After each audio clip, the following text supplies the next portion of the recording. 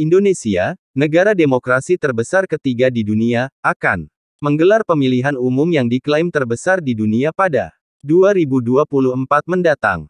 Jumlah total pemilih diperkirakan mencapai 74% dari total populasi Indonesia, sebagian di antaranya adalah pemilih pemula. Lebih dari 200 juta pemilih di dalam negeri dan 1,75 juta diaspora Indonesia di seluruh dunia akan mendatangi tempat pemungutan suara pada tanggal 14 Februari tahun 2024 untuk memilih presiden dan wakil presiden berikutnya. Pemilihan legislatif juga akan digelar bersamaan pada hari yang sama. Untuk melanjutkan video selanjutnya jangan lupa subscribe terlebih dahulu, biar terus memberikan informasi dan hiburan.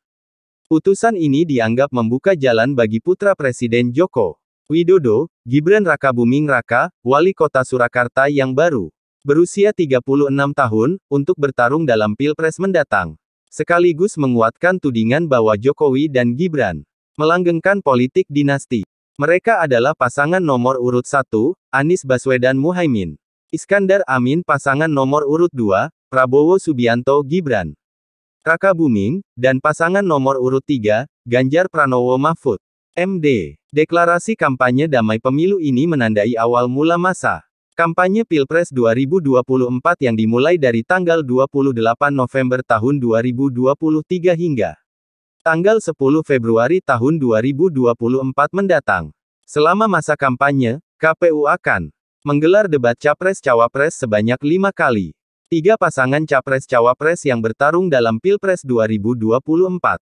Dalam pemilu 2024 mendatang, generasi muda berusia 22-30 tahun akan mendominasi pemilih secara nasional, dengan porsi 56%, atau sekitar 114 juta.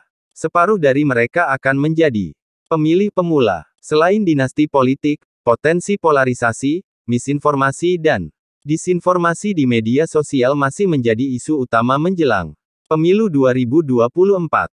Berikut ini adalah sejumlah hal yang perlu Anda ketahui tentang pemilu 2024.